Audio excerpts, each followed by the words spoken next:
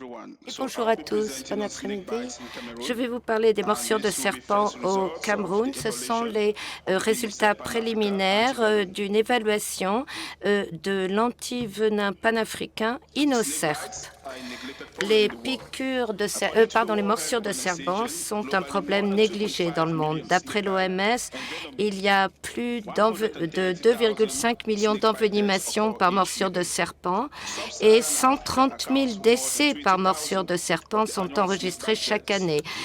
C'est en Afrique subsaharienne qu'on trouve plus de 20 000 de ces décès par morsure de serpent par an, avec un taux de mortalité de 2,5 options. En fait, il y a très peu d'options en matière de sérum antivenin. Les astérix sur la carte indiquent la distribution mondiale des fabricants d'antivenin et on peut voir qu'il n'y en a pas en Afrique subsaharienne. Et Sanofi, qui fabriquait un sérum antivenin, le Favafric, l'a arrêté en 2010 à cause du coût de production élevé.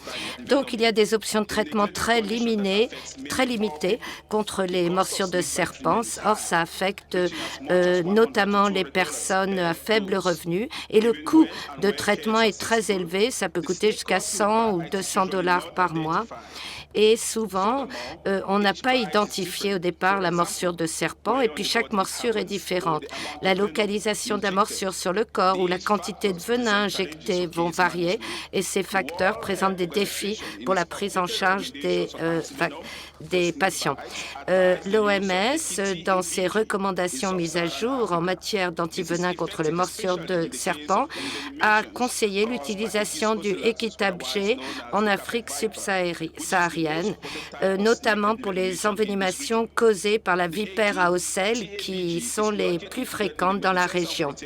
Equitab G n'est pas inclus encore dans les recommandations de MSF pour la prise en charge des morsures de serpent parce qu'on n'a pas suffisamment de données sur l'innocuité, la sécurité et l'efficacité. Le sérum antivenin de Inosan s'appelle Inocerp.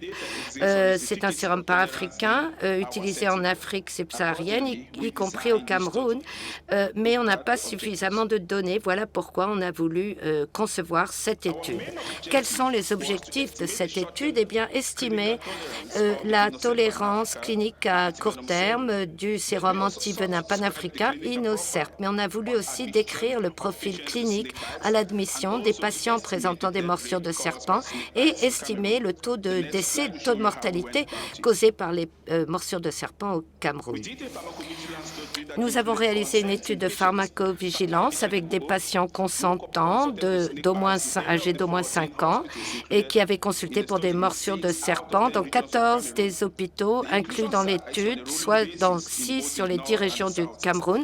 Les sites d'inclusion ont été ajoutés, des sites aussi bien dans le nord que dans le sud du pays. On a exclu les patients traités par antivenin avant leur admission et les patients qui avaient signalé une réaction allergique sévère au sérum antivenin. L'antivenin, ce lot d'antivenin a été le même, celui qu'on a utilisé tout au long de l'étude.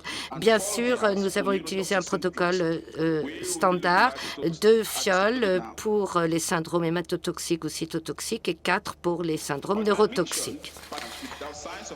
À l'admission, les participants sans signe d'envenimation étaient suivis, observés pendant 4 heures et s'ils ne développaient aucun signe, ils étaient autorisés à sortir. Une visite de suivi a été organisée au domicile des patients 15 jours plus tard par géolocalisation et on a pu réexaminer la blessure due à la morsure. Si pendant le suivi, le patient développait des signes d'envenimation, ils étaient transférés immédiatement vers le second bras de l'étude. Les participants avec ces signes se voyaient administrer de l'antivenin. Le moment de l'administration était étudié à H0, H1, H2 pour déterminer les signes, les symptômes ou la survenue d'événements indésirables. Ensuite, on a continué à suivre. Un participant a reçu une autre dose d'antivenin au bout de la 2e heure et on a suivi ces patients pendant 3 jours. Lorsqu'ils sont sortis, on leur a donné un rendez-vous 15 jours plus tard pour le suivi. Il n'y avait pas de réelle différence entre les genres, les sexes dans l'étude. L'âge médian était de 23 ans et les enfants composaient 24,1% de la population étudiée. 25,1% des participants à l'étude étaient des agriculteurs, des paysans. 46,6% de la population de l'étude avait reçu des soins déjà avant d'arriver à l'hôpital où se réalisait l'étude. 83% étaient allés voir des praticiens. Et il y a un participant qui a été mordu à la tête par un serpent. Son visage était tout gonflé, notamment elle présentait un œdème périorbital et des problèmes de coagulation. Le temps médian entre la morsure et l'admission était de 4,9 heures. Entre l'arrivée et la première administration d'antivenin, c'était 50 minutes. Et entre la morsure de serpent et la première administration d'antivenin, 6,5 heures. Et le site le plus fréquent pour les morsures de serpent était le pied dans notre étude. La majorité des participants, soit 321, ont présenté un syndrome cytotoxique suivi par des syndromes hématotoxiques et neurotoxiques dans cet ordre. Le serpent responsable de la plupart de ces morsures, c'est la vipère à ocelles. Ça a été rapporté par Chipot et de ses collaborateurs en 2019. Le nombre moyen de flacons administrés par patient était de 2,9 et certains patients ont dû recevoir 12 flacons.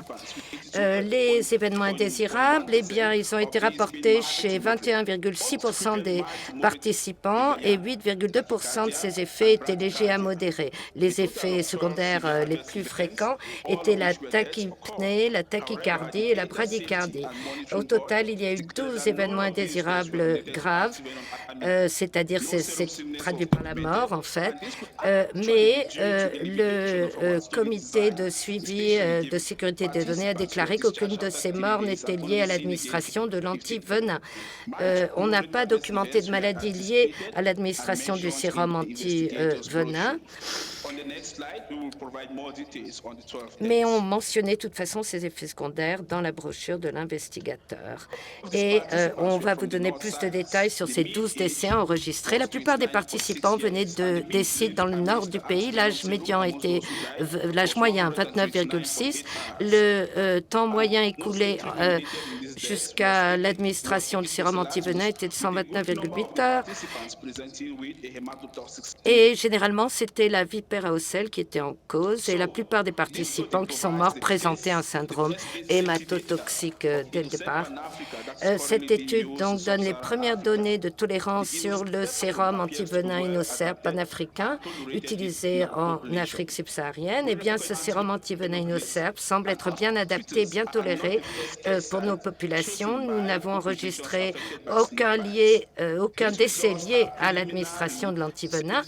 Les hôpitaux, ce n'est pas le lieu où se précipitent les patients qui ont été mordus par un serpent, mais les résultats nous montrent que les résultats préliminaires sont satisfaisants.